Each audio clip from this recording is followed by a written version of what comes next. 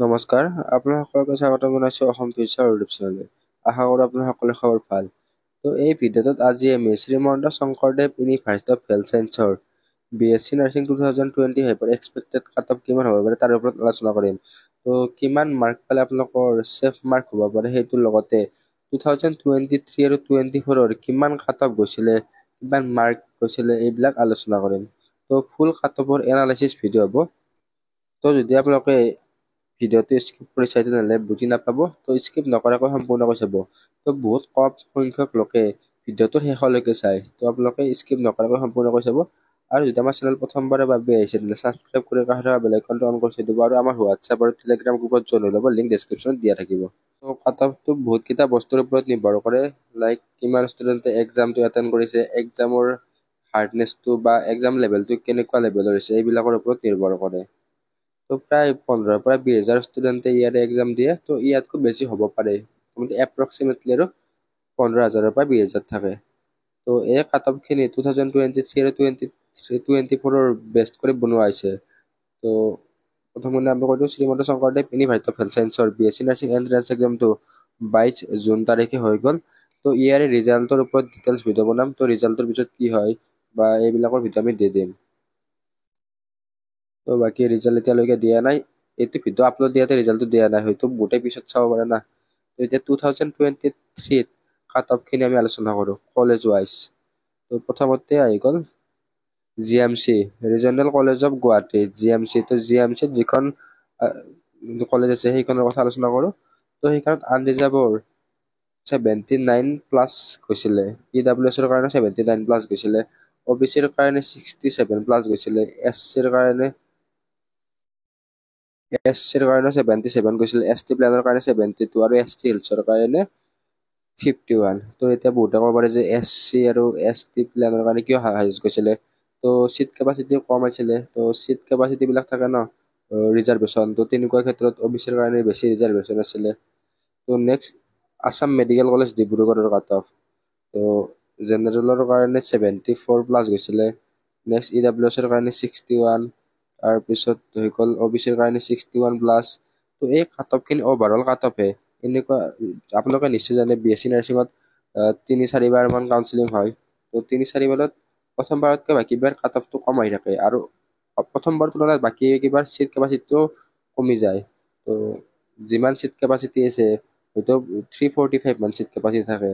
Seat কেপাচিটিৰ video' দিম। Seat কেপাচিটিৰ প্ৰথম counselling হয়তো 300টা ফুল হৈ গ'ল, বাকী 45টাৰ কাৰণে ছেকেণ্ড কাউন্সিলিং পাতিলে। নেক্সট 45টাৰ কাৰণে ছেকেণ্ড কাউন্সিলিং পতাৰ পিছত ছেকেণ্ড কাউন্সিলিং ধৰক 40টা এডমিশ্যন ল'লে, বাকী 5টা চিট কেপাচিটি ৰৈ গ'ল, সেই 5টাৰ কাৰণে থাৰ্ড কাউন্সিলিং পাতিব, আৰু কলেজ চেঞ্জ এইবিলাক থাকে। আৰু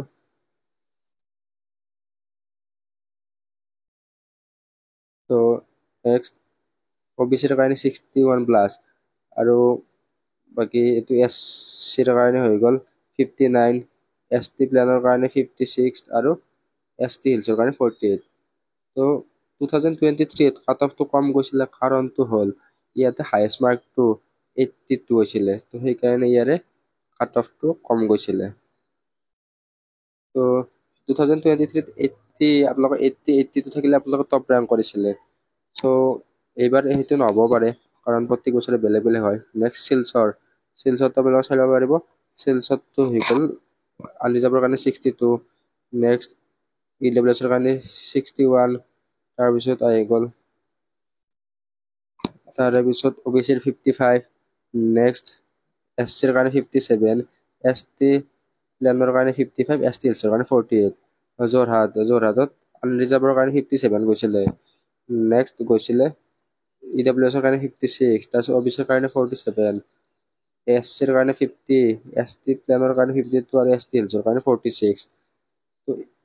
এইখিনি চাই আপোনালোকে জাষ্ট নকৰিব এইবাৰ এখিনিমান যাব, আমি পাছৰখিনি আলোচনা কৰি আছোঁ। ভিডিঅ'টো বহুতে স্কিপ কৰি দিয়ে বা বহুতে ভালকৈ নাচায়, সেইকাৰণে এইখিনি কৈ দি আছোঁ। নেক্সট কোকৰাঝাৰত গৈছিলে আনৰিজাৰ্ভৰ কাৰণে 55, EWSৰ কাৰণে 53, OBCৰ কাৰণে 47, নেক্সট SCৰ কাৰণে 48 আৰু ST প্লেনৰ কাৰণে 48, ST হিলছৰ কাৰণে 43। এতিয়া আমি 2024 কিমান কাট অফ গৈছিলে সেইটো আলোচনা কৰিম। 2024 overall cut off, college wise বা তেনেকৈ আলোচনা নকৰোঁ, তো কিমান লৱেষ্ট গৈছিলে সেইটো আলোচনা কৰিম। তো 2024ত আনৰিজাৰ্ভৰ কাৰণে গৈছিলে 73+, তো এইটো এষ্টিমেটেড হয়। আৰু আপোনালোকে ছেকেণ্ড কাউন্সিলিংলৈকে বেছি বেষ্ট হয়।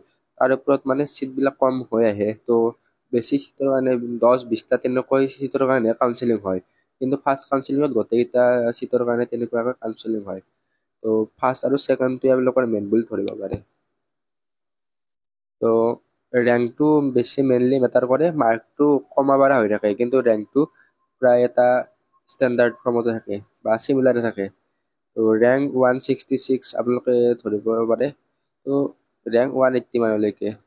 নেক্সট EWSৰ 66+ গৈছিল 2024ত, আৰু OBCৰ কাৰণে 61+ গৈছিলে, আৰু SC, ST প্লেন আৰু ST হিলছৰ কাৰণে 57+।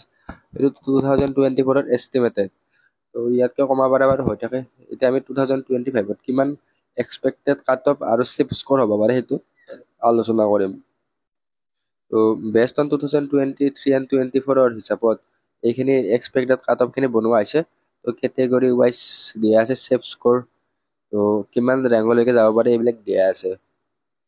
তো প্ৰথমতে আমি জেনেৰেল বা আনৰিজাৰ্ভৰ কাৰণে চাই লওঁ, তো এক্সপেক্টেড কাট অফ কিমান যাব পাৰে। তো 74 বা 78+ যাব পাৰে। তাৰে আগতে আমি এটা কথা কৈ দিওঁ, ইয়াতে যিমানখিনি চেফ স্ক'ৰ দিয়া আছে, তো তাতকৈ আপোনালোকে 5-10 মাৰ্ক বেছিকৈ পাবৰ কাৰণে চেষ্টা কৰিব। তো ইয়াতে যিমান কাট অফ দিয়া থাকিব তাৰে পৰা 5-10 মাৰ্ক বেছিকৈ আপোনালোকে পালে আপোনালোকৰ এটা premium college like GMC, MC, SMC বা GMC আৰু AMC পাব পাৰে। তো এইমটো বেছিকৈ ৰাখিব। তো এক্সপেক্টেড কাট অফ জেনেৰেলৰ কাৰণে 74ৰ পৰা 78 ৰেংক, তো ৰেংকটো 180ৰ পৰা 200লৈকে যাব পাৰে। এইখিনি এপ্ৰক্সিমেটলি ছেকেণ্ড কাউন্সিলিঙলৈকে কোৱা হৈছে। প্ৰথম কাউন্সিলিঙত অকণমান কম যাব পাৰে, মানে ৰেংকটো কম যাব পাৰে, মানে 140, 150, 160 সেইখিনিলৈকে। Next safe score for top college, তো আপোনালোকে আনৰিজাৰ্ভৰ কাৰণে 78+ পালে চেফ স্ক'ৰ এটা হ'ব। আপোনালোকে 78+5, তো 5 মাৰ্ক এটা বেছিকৈ ধৰি লৈ থৈ দিব। নেক্সট EWSৰ কাৰণে কিমান হ'ব, 68ৰ পৰা 72+, আৰু ৰেংকটো up to 250 rank. Next safe score 75+ আপোনালোকে চেফ স্ক'ৰ বুলি ধৰিব পাৰে। নেক্সট OBCৰ কাৰণে 63ৰ পৰা 67+, তো ৰেংকটো 300ৰ পৰা 350। তো ইয়াতে মাৰ্কটো চেফ মাৰ্ক 70+। SCৰ কাৰণে 62ৰ পৰা 65+, তো ৰেংকটো আপ টু 600 বুলি আপোনালোকে ধৰিব পাৰে। Next safe score 67+। ST প্লেনৰ কাৰণে 58ৰ পৰা 62+, তো ৰেংকটো 800, আৰু মাৰ্কটো আপোনালোক চেফ মাৰ্ক 62+। আৰু নেক্সট ST হিলছৰ কাৰণে 57ৰ পৰা 62+, তো ৰেংকটো হৈছে 1000, আৰু চেফ স্ক'ৰ মাৰ্কটো 62+ পালে আপোনালোকে চেফ স্ক'ৰ বুলি ধৰিব পাৰি। তো এইখিনি চেফ স্ক'ৰ হয়। ইয়াতে top college GMC, AMC, SMC, তো আনৰিজাৰ্ভ কাট অফ 79+ ইন 2023 79+ গৈছিলে। তো আপোনালোকে সেইকাৰণে স্ক'ৰটো হাই স্ক'ৰ কৰিবৰ কাৰণে ট্ৰাই কৰক। নেক্সট, তো বহুতে যিহেতু চেম মাৰ্ক পায়, তো ৰেংকটো কেনেকৈ মেইনটেইন কৰে।